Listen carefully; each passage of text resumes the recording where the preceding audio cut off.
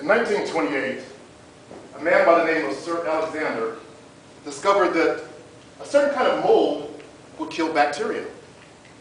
By the 1940s, scientists discovered that moldy bread could be turned into penicillin. So out of something good came something, out of something bad came something good. My fellow Toastmasters, honored judges, and esteemed guests, I'm here today to show you proof of that statement that out of something bad will come something good. My first example, the year is 1959. A young African-American woman is struggling to deliver birth to a newborn child.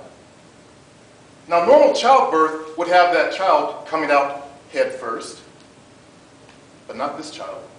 This child decided to come out breech first, as if he was holding onto the walls. After a difficult labor, she finally delivered that new child into the world. Yes, I was born. As I told my mother, I was just trying to back out of the deal. In there I had 3 square meals a day, room and board, no stress. But out of something bad did come something good. Me.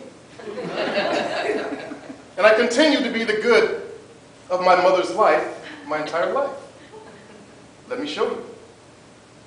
I was in 3rd grade. We lived in Seattle, Washington, my hometown. In Seattle, Washington, there was a certain type of caterpillar that would group together in hives of 2,000 and 3,000 members, and they formed these big, elaborate cocoons. Now, my mother said, "Boy, don't you ever bring a caterpillar into my house." Wrong accent. "Boy, don't you ever bring a caterpillar into my house." Well, I got not 1, not 2, but 3 cocoons, big cocoons, and I drug them home with me. I looked around and stuck them inside and put them in the hallway closet and put a blanket over them. Warmth. I forgot about them. I got up, went to school the next day, and being the good student I was, sitting there like a good little kid. Just before lunch, I look up, and I see my grandfather at the front door. Uh-oh. My grandfather got me excused from school, saying there was an emergency at home. Now, he didn't talk very much. We got in the car, we drove home, and as we pulled up in front of the house, I saw the person that I nicknamed the Terminator standing on the front porch. This is before Arnold. I got that idea first. I want you to picture this. I'm in 3rd grade, a little guy. Now, the Terminator was 5'10". You gotta look up. Of towering, black liquid steel that was fueled by hormonal, raging dominance.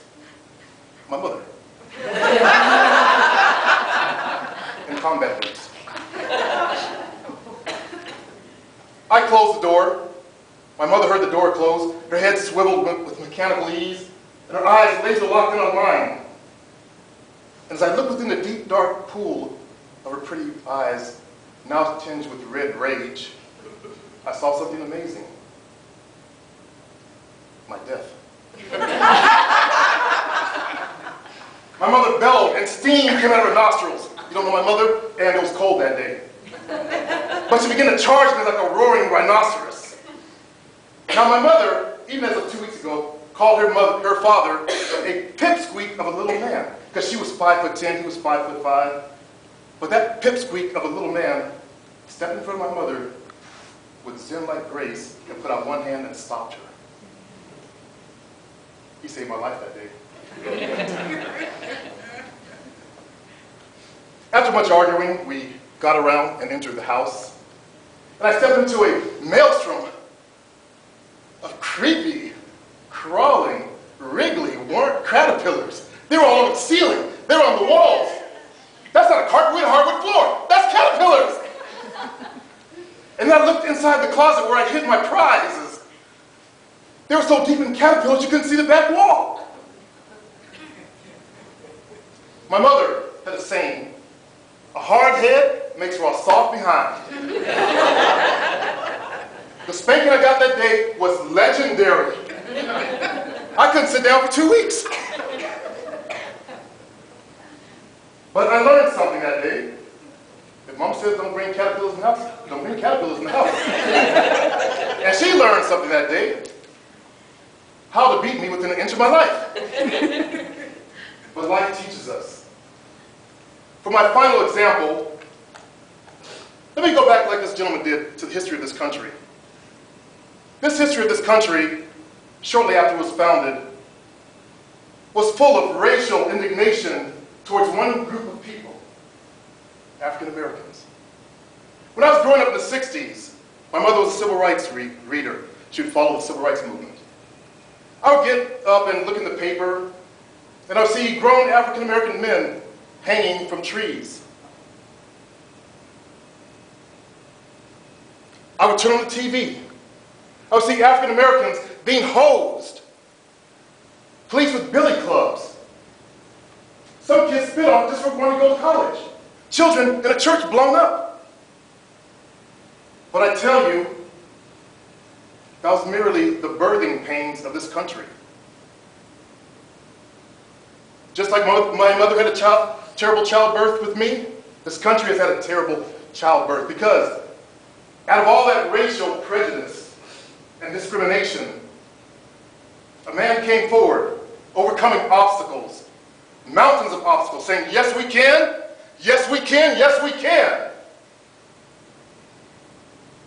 Barack Obama stepped out of the darkness of this country to become the first African American president.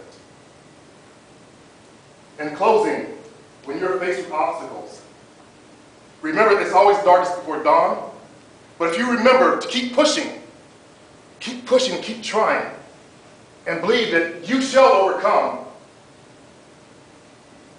you will see that what I've discovered.